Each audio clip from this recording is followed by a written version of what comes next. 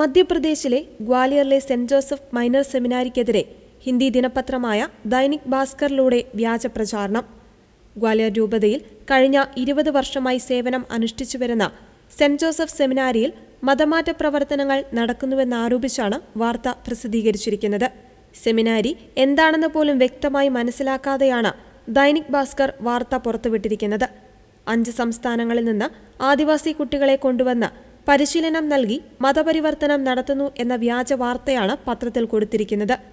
ഗ്വാലിയർ രൂപത bishop doctor Joseph തൈക്കാട്ടിൽ, rector father Harshal X എന്നിവർ ഇതിന് നേതൃത്വം നൽകുന്നു എന്ന പേരിലാണ് തെറ്റിദ്ധരിപ്പിക്കുന്ന വാർത്ത പ്രചരിപ്പിക്കുന്നത്.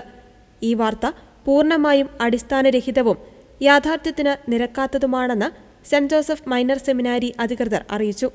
സെന്റ് ജോസഫ് സെമിനാരിയിൽ പഠിക്കുന്ന എല്ലാ സഹോദരന്മാരും കത്തോലിക്ക കുടുംബങ്ങളിൽ നിന്നുള്ള കത്തോലിക്കരാണ്. അവരെല്ലാവരും സ്വമേധയാ സെമിനാരിയിൽ ചേർന്നവരുമാണ്.